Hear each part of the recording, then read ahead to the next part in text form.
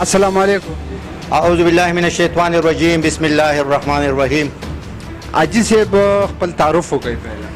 زه خو د ګلبهار نمبر 4 ما مبارک جان مې نوم دی او په دې علاقه کې تقریبا کم سي کم 1984 کې دلته راغلی م په دې پېښور کې اوسېږم او خاصه د ګلبهار یم. جان صاحب څه ویل غواړئ دا موجوده حالات مباره کې ارزاني ده که ګراني ده؟ موجوده حالات خو تاسو ټولې دنیا ته پته ده، موجوده حالات خو د ټولې نړۍ ته پته ده چې څه حالات پکې دي. مهنګایي د یو نه پی درې شوې ده، حالات ډېر زیات خراب دي. ټول هغه یو ځای شوي دي چې کم راټول شوي ګڼ کفان دي. نو په دې کې به تا ته زه څه ووایم چې تا ته د حالاتو پته نه لګي چې تاسو موږ نه انټرویو نه اخلي. ټوټل ګڼ کفان دي، ټوټل غله راځي یو ځای شوي دي، میډیا ورته یو ځای شوې ده، دا غله ورته یو ځای شوي دي. مړه چې حکومت ټول د دې یو سړي خلاف دی، په دې ځان پوهه کړه. د دې حالاتو دا به څنګه بدلیږي؟ د دې څه حل هم رسل پکار دی؟ حل دا دی انشاءالله تعالی چې موږ په ایماندارۍ باندې په اخلاص باندې او وګورو دا خپل مازغه ټیک کو، دا مازغه چې کوم دی برابر کو. ښه پوهېږو چې د عمران خان ښه سړی دی. هغه د ابوجهل خبره ده، ابوجهل پیغمبر علیه السلام دې منمې خو دا خلک به څه وایي. نو زه تا ته یم که چېرې داسې وشوه چې د عمران خان چا صحیح پېژاندو، هغه وایي ګوره نه مې بارسه شته، نه مې پوله پټۍ شته، نه مې دولت شته، د دې خپل وطن نه مې خلک وباسي، نه وځم د دې وطن نه. داسې نر سړي سره چې موږ ملګرتیا وکړو انشاءالله تعالی زه تا ته دا 100% ویم چې دا ملک په ټیک ټاک شي. 3 کاله تېر شوي دي، په دې 3 کاله کې تا چېرته دماکه لیدلې ده؟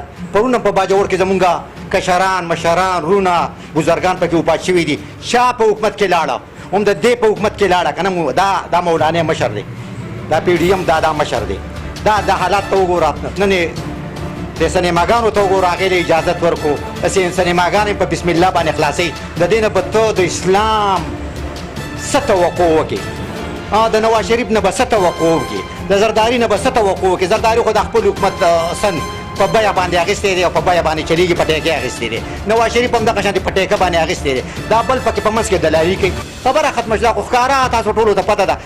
زه تا ته د په ایماندارۍ دا خبره کومه، د زړه د خلاص یې درته کومه چې دا څومره مسلمانان یې، څومره انسانان یې په مینه باندې ټوټل وټ عمران خان له ورکوي.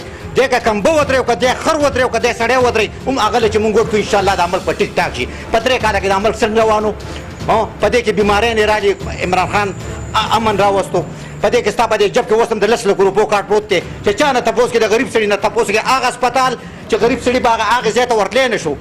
نن هغه غریب چې کوم دی په هغه اسپتال کې پروت دی، هغه اسپتال چې غریب سړی به هغه ګیټ له نه شو ورتلی. نن په هغې کې چې دننه وي چې د هغه علاجونه کېږي. عمران خان داسې یو انسان و، نورې 1500 کارونه وکړو د غریبانانو دپاره، د خوراکي کارونه، د امبلاستې کارونه، دا یونیورسټۍ جوړه کړه، اسلامي یونیورسټۍ جوړه کړه.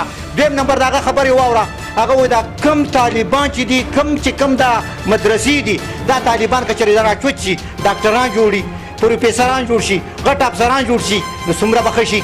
دې نه خو دغه جوړ کړي چې ګوره په دغه په باجوړ کې مدرسه کې ماشومان ټول مړه شو. ستا بچی او زما بچی موږ لیکلی دی مدرسې له، او هغې چېرته راویستو؟ جلسه کې راویستی، ټول پکې ماشومان وفات شوي دي. نن تم خفې زم خفیم. نن زمونږ د پی ټي آی کسان چې هغو له اینې ورکوي. ولې ورکوي؟ دا زمونږ بچي دي، دا زمونږ ورونه دي، خو نه په غلط یې روان کړي دي. ته خپل بچی ودرېږه مدرسې ته، هغه راځي هلته په جلسو کې دغه کېږي. دغې جلسې ته چې کوم دی نو یو کس د دوی مشر نه دی ورغلی، نه وله د مولانا زامن ورغلي دي، بل له کوټې هغه و هغه هم وله نه دی ورغلی.